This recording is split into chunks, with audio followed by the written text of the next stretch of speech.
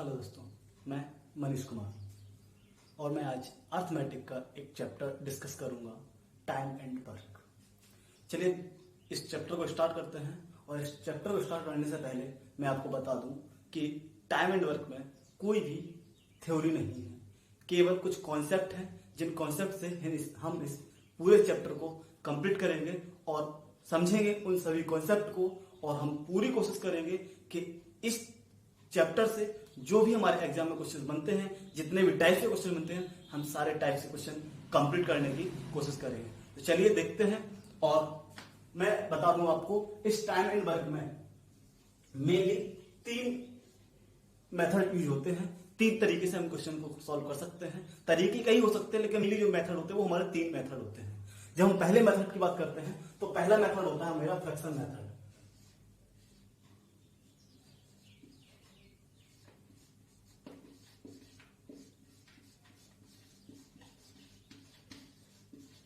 पहला होता है फ्रैक्शन मेथड। अब हम बात करते हैं फ्रैक्शन मेथड क्या होता है। जैसे मान लो कई व्यक्ति है, ए बी सी, कोई 3 व्यक्ति है। क्या सभी समान काम तो करेंगे नहीं? हो सकता मैं भी करते हूं, लेकिन हम ऐसे 3 व्यक्ति लेते हैं जिनकी कार्य क्षमता अलग अलग हो या किसी एक कार्य को अलग अलग टाइम में करते हो। मैंने ले लिया सपोज दैट ए किसी कार्य को 10 दिन में करता है, 10 डेज में। बी उसी कार्य को 20 डेज में करता है और सी उसी कार्य को 40 डेज में करता है। हम यहां पे अगर बात करें तो कोई भी काम अपने आप में एक काम होता है। जब ए 10 डेज में कर रहा है, बी 20 डेज में कर रहा है, सी 40 डेज में कर रहा है। अगर मैं बात करूं कि ए एक दिन में कितना कार्य करेगा, तो आप कहेंगे कि एक दिन में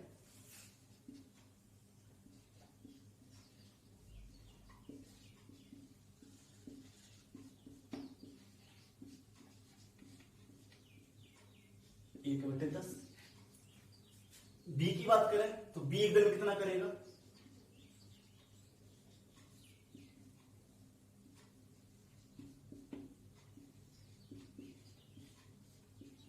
एक बटे 20। और सी की बात करें तो सी एक दिन में कार्य करेगा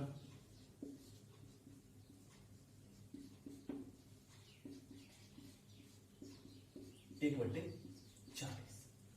हम यहां पे अगर बात करें तो ए 10 दिन में कर रहा, बी 20 दिन में कर रहा, सी 40 दिन में कर रहा। तो ए का एक दिन का कार्य 1/10 हो गया, बी का कार्य इनका 1/20 हो गया, सी का 1/40 हो गया।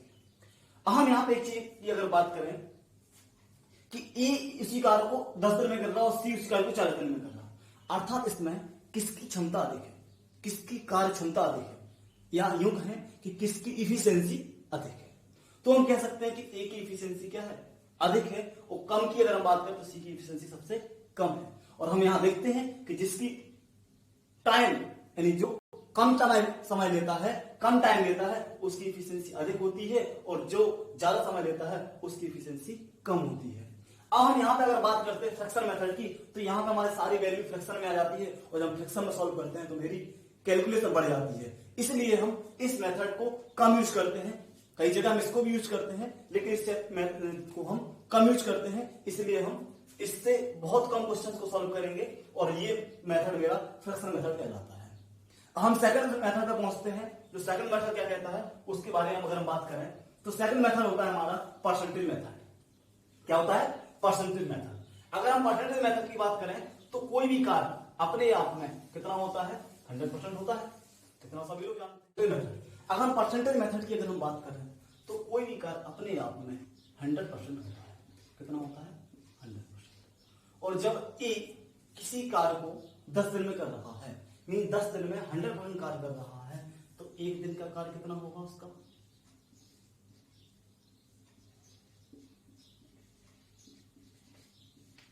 तो एक दिन का कार्य होगा आपका 100/10 इन 10%। मीन्स एक दिन 10% काम करेगा, अगले दिन फिर 10% काम करेगा, अगले दिन फिर 10% काम करेगा, तो वो 10 डेज में अपना काम कंप्लीट कर लेगा। इसी प्रकार अगर हम 20 की बात करें, जो बी है जो 20 डेज में काम करता है, तो बी का आ जाएगा हमारा 100/20 मीन्स 5%, यानी बी जो है हमारा एक दिन में 5% काम करेगा, अगले दिन फिर 5% काम करेगा, इस प्रकार वो अपना 20 दिन में काम खत्म कर लेगा। अब हम बात करते हैं सी की, तो सी हमारा 40 दिन में काम खत्म करता है, तो 100/40, तो ये हमारा आएगा 2.5%। तो इस प्रकार हमारा जो ए है वो 10% काम करेगा एक दिन में, बी है वो 5% काम करेगा, जो सी है वो 2.5% काम करेगा। अगर मैं इस मेथड की बात करूं तो ये मेथड हमारा जब हमें सीधे सिंपल से कोई वैल्यू दी होती है जिसकी सिंपल से मेरे फ्रैक्शन हो जाते हैं, सिंपल से क्वेश्चन निकल आता है, तो वो मेरे इजी हो जाता है। लेकिन यदि सपोज दैट इसकी जगह पर मुझे वैल्यू दे दी जाए 15 की जगह, सपोज 15, 17, 22, 11, 19, 27, इस तरह से कोई डिफरेंट वैल्यू दे दी जाती है जिनका सिंपल सा हमें परसेंटेज में कन्वर्ट करना, इवेल्यूएट करना मींस टफ हो जाता है, तो हम इस मेथड को नहीं लगाते हैं क्योंकि इस मेथड से क्वेश्चन मेरा टफ हो जाता है। इसलिए इस मेथड को भी हम बहुत कम यूज करते हैं, लेकिन हाँ जहां ये मेथड लगता है वहां मेथड मेरा बहुत इजी हो जाता है, इसलिए हम इसका भी यूज करेंगे। आगे जब क्वेश्चन करेंगे तब आगे वहां देखेंगे। अभी हम देखते हैं, आगे चलते हैं। जो थर्ड मेथड है मेरा वो है एलसीएम मेथड, और अधिकतर मैक्सिमम क्वेश्चनों में हम एलसीएम मेथड का ही यूज करेंगे। चलिए तो आगे बढ़ते हैं और थर्ड मेथड की बात करें तो थर्ड मेथड है हमारा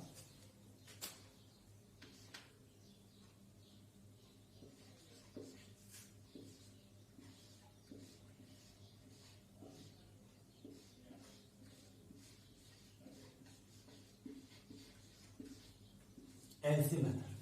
अब एलसीएम मेथड की अगर हम बात करें तो एलसीएम मेथड में क्या होता है कि इसमें जो भी हमें काम करना होता है तो वो तो हमें पता नहीं होता है, तो इसमें हम करते क्या है, जैसे ए ने 10 दिन का काम 10 दिन का समय दिया, बी ने 20 दिन का समय दिया, सी ने 40 दिन का समय दिया, तो हम इन तीनों का ले लेते हैं क्या, एलसीएम।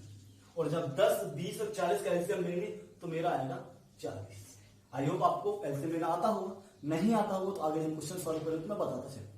यहां पर अगर मैं बात करूं तो 10, 20, 40 का एलसीएम दिया तो मेरा 40 एलसीएम आया, तो इस 40 को मैंने मान लिया 40 यूनिट काम मान लिया। क्या मान लिया, 40 यूनिट काम, कि मेरा ये 40 यूनिट क्या है, वर्क है, अर्थात 40 यूनिट कार्य है। अब हम एक चीज बात करें यहां पर, जब 10 दिन में 40 यूनिट काम करता है तो एक दिन में कितना करेगा, 4 यूनिट। बी 20 दिन में 40 यूनिट काम करता है तो एक दिन में 2 यूनिट, मीन 10 का भाग 40 लेंगे तो 4 आएगा, 20 का भाग 40 लेंगे तो 2 आएगा, और 40 का भाग 40 लेंगे तो 1 आएगा। अर्थात ए एक दिन में 4 काम करेगा, बी एक दिन में 2 कार्य करेगा, और सी एक दिन में 4 कार्य करेगा। इस प्रकार अगर हम बात करें तो ये हमारी निकल के आ जाती है इफिशियंसी। क्या आ जाती है,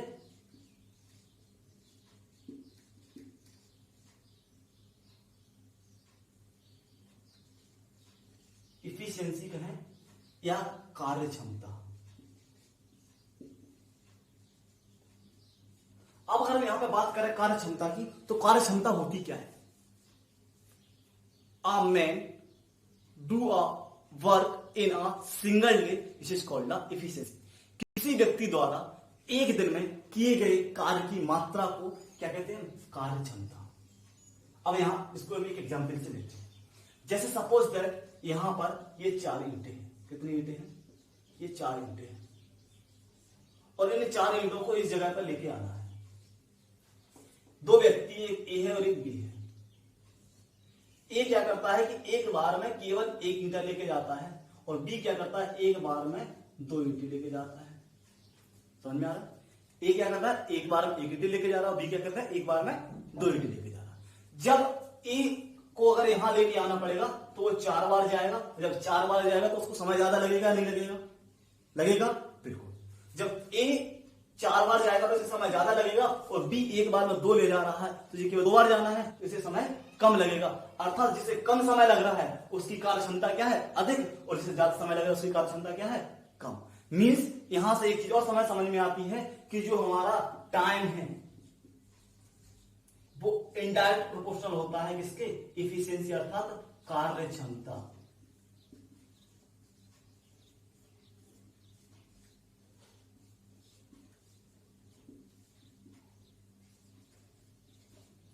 कार्य क्षमता के मीन्स या ऐसे कह सकते हैं कि कार्य क्षमता इनडायरेक्ट प्रोपोर्शनल यानी विड्थ के समानुपाती होती है समय के, या समय विड्थ के समानुपाती होता है हमारे कार्य क्षमता के। तो यहां से हमें एक चीज, ये चीज समझ में आ गई। अर्थात तो यहां कह सकते हैं कि जो ए है वो अधिक इफिशियंट है किससे, बी और सी से। ठीक है, तो यहां से एफिशिएंसी का कॉन्सेप्ट समझ में आता है। यहां पर हम एक और एग्जांपल लेके हम आपको बताते हैं कैसे ये हमारा इनडायरेक्ट प्रोपोर्शनल होता है।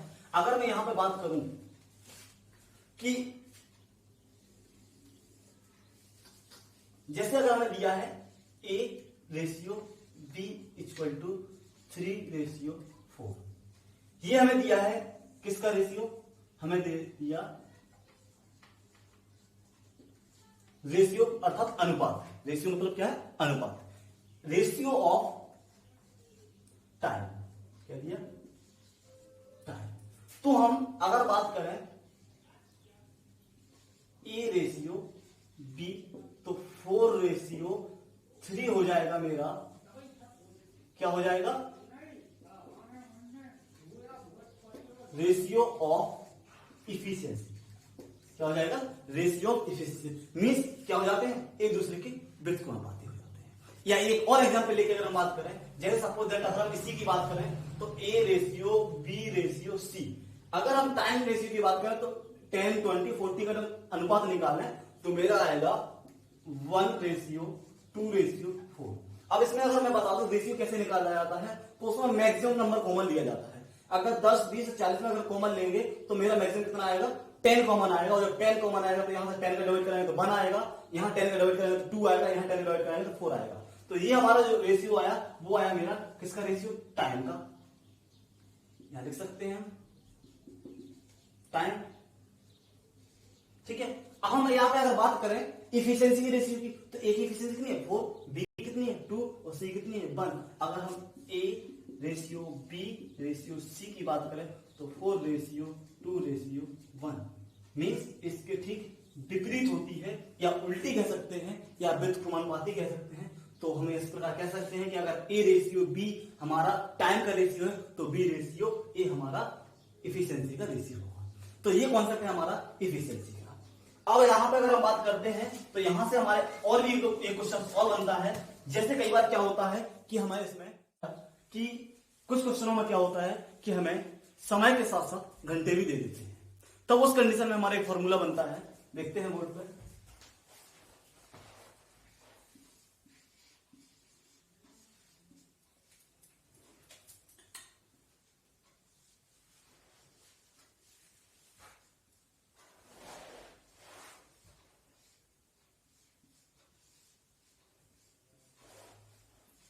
एमडीएच मसाले तो सुन रहे होंगे आपने, ठीक है। अब यहां एमडीएच मसाले नहीं है, ये क्या है देखते हैं। एम, यहां एम का मतलब है नंबर ऑफ मैन, यहां डी का मतलब क्या है, नंबर ऑफ डेज, और यहां एस का मतलब है number of hour, number of hour. अब यहां पे अगर हम बात करें number of man, number of day, number of hour. अब यहां पे अगर हम सपोज एक एग्जांपल ले, जैसे सपोज एक फैक्ट्री है, क्या है, एक फैक्ट्री है, उसमें 100 वर्कर काम कर रहे हैं। कितने वर्कर काम कर रहे हैं, 100 वर्कर। और वो 100 वर्कर सपोज दैट 20 दिन काम करते हैं। किस दिन काम करते हैं, 20 दिन काम करते हैं, पर डे 8 घंटे काम करते हैं। देखो मैं यहां लिख देता हूं मैन, डेज और हावर, मीन्स 100 वर्कर हैं, 20 दिन काम करते हैं, और कितने घंटे काम करते हैं, 8 घंटे काम करते हैं। तो जो कार्य होगा यानी वर्क होगा वो कितना होगा, यानी क्या होता है M into D into H. तो हम क्या करें, इनका तीनों का मल्टीप्लाई करा देंगे तो 8 2 16 हमारा आ जाएगा 60,000। अब क्या होगा कि 50 वर्कर बचे, कितने वर्कर बचे 50, और 16 दिन काम करते हैं। कितने दिन काम करते हैं, 16 दिन। अब 50 व्यक्ति 16 दिन काम करते हैं तो उन्हें पर डे कितने दिन काम करना पड़े कि काम उतना ही हो। अब इसको सॉल्व करने के कई तरीके हैं, आप डायरेक्ट आंसर से भी करा सकते हैं, या आप यहां पे एक्स मान के भी करा सकते हैं। तो अगर मैं सीधी बात करूं तो 16 पंचे 80 और इसमें कितने का मल्टीप्लाई करा कितना हो जाए, तो हम कहेंगे कि सर 20 का मल्टीप्लाई करा दो तो हमारा काम उतना ही हो जाएगा। इसको एक और तरीके से हम सॉल्व कर सकते हैं। चलो मैं यहां एक फॉर्मूला लिख दे रहा हूं। फॉर्मूला होता है आपका M1 D1 into H1 upon W1 equal to M2 into D2 into H2 upon W2। अब इसमें क्या था, इसमें तो काम दोनों में इक्वल दिया था। यदि आपका काम भी डिफरेंट कराया जाता है, डिफरेंट डे में कराया जाता है, डिफरेंट में किया जाता है, इस प्रकार हम इस फॉर्मूले से इस प्रकार का कोई भी क्वेश्चन हो हम उसको सॉल्व कर सकते हैं। तो इस प्रकार मैंने आपको जितने कॉन्सेप्ट थे टाइमिंग वर्क से, मैंने सारे कॉन्सेप्ट आपको क्लियर कर दिए हैं। अब हम आगे चलते हैं और आगे हम कुछ क्वेश्चन सॉल्व करेंगे और इसके बाद हम आगे देखते हैं।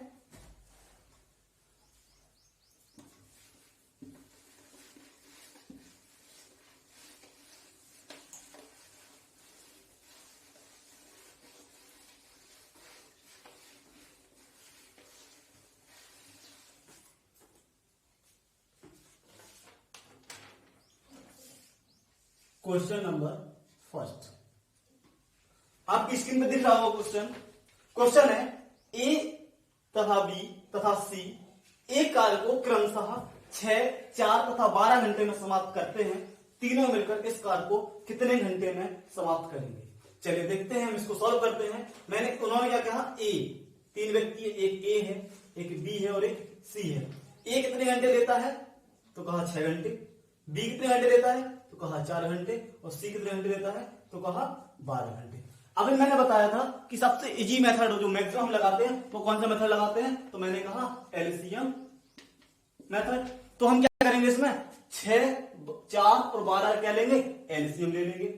जब 6 और 4 और 12 का एलसीएम लेंगे तो कितना आएगा, हमारा एलसीएम आ जाएगा 12 यूनिट। और जो 12 कार्य आया इसे क्या मान लिया हमने कि 12 यूनिट कार्य हो गया। जो एलसीएम हुआ वही क्या हो गया, मेरा कार्य। अब हम यहां पे अगर बात करें, जब ए किसी कार्य को 6 दिन में कर रहा है तो 12 यूनिट कार्य करने में कितना समय लगेगा, उसे 6 का 2 डिवाइड कराएंगे कितना आ जाएगा, 2 यूनिट। हम आगे अगर बात करें तो बी 4 दिन में काम कर रहा है, कितना 12 यूनिट। तो इसकी इफिशियंसी यानी इसकी कार्य क्षमता कितनी आ जाएगी, 4 × 12। और जो 12 दिन में कर रहा तो 12 एकम।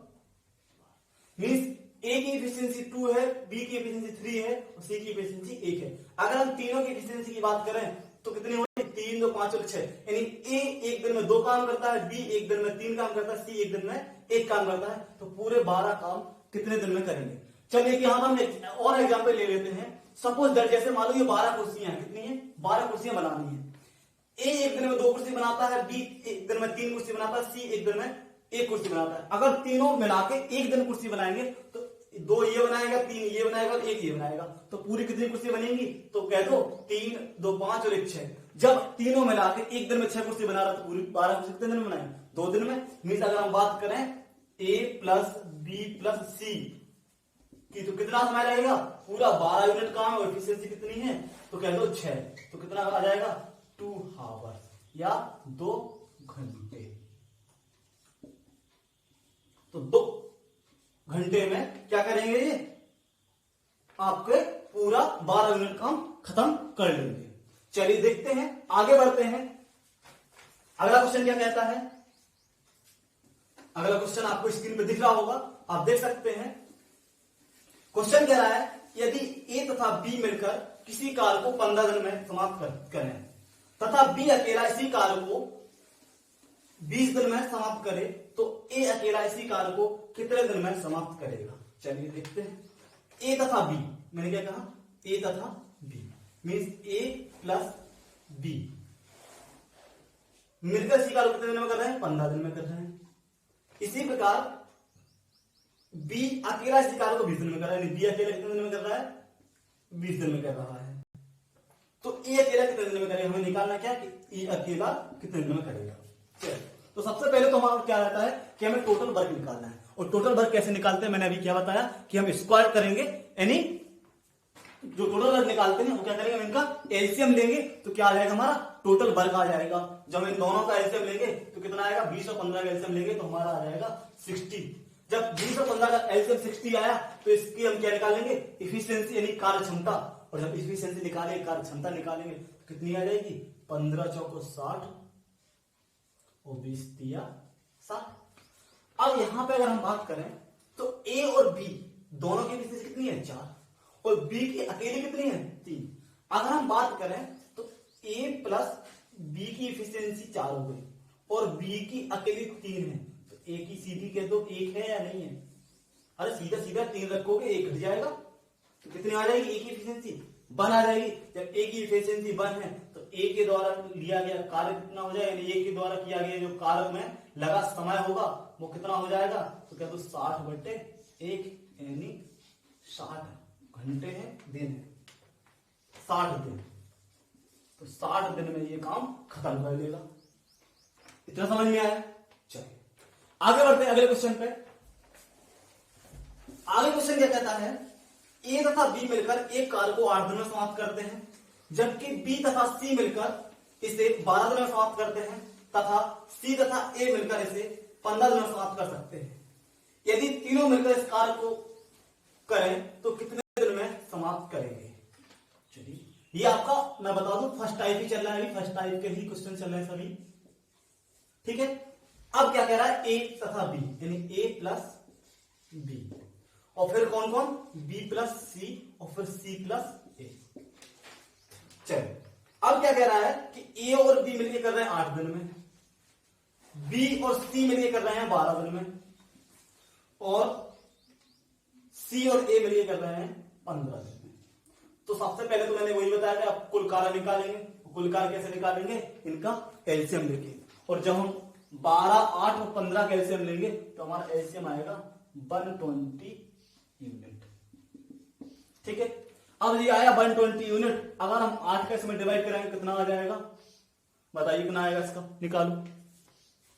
अगर हम इसमें 8 का डिवाइड करेंगे तो 8 एकम 8, 8 पंच 40 यानी 15 आ जाएगा। 12 का कराएंगे कितना आ जाएगा, 10 आ जाएगा, और 15 कराएंगे कितना आ जाएगा, 8 आ जाएगा।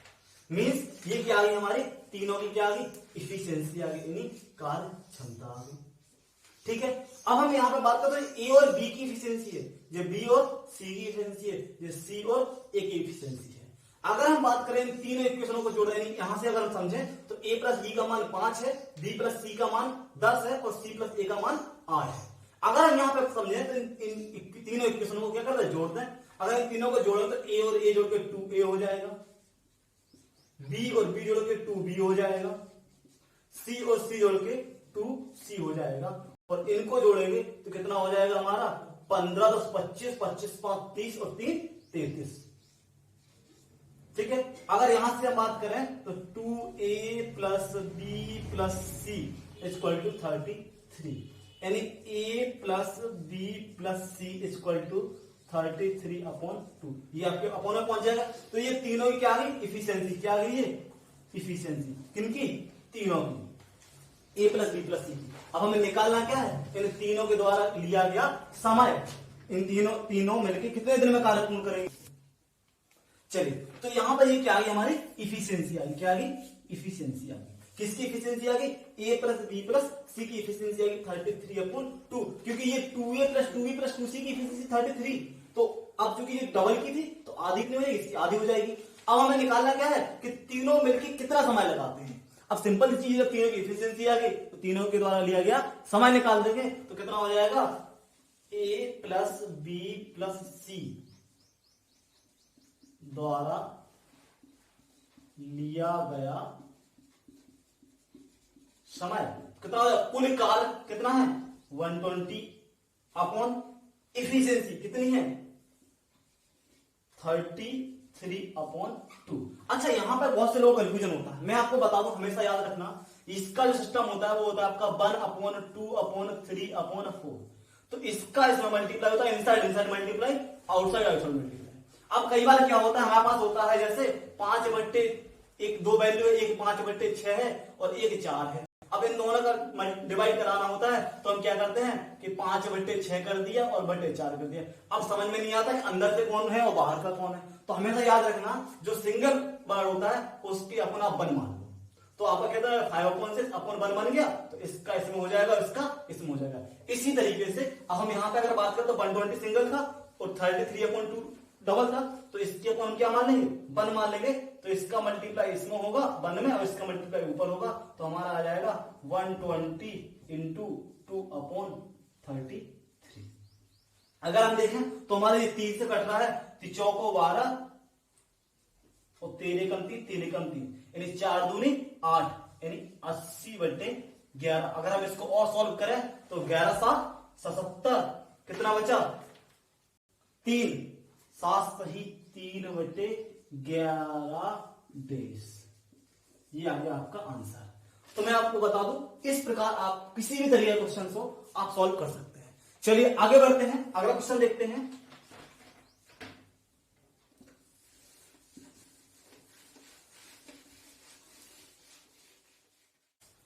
ए और बी मिलकर किसी कार्य को 8 दिन में पूरा कर सकते हैं।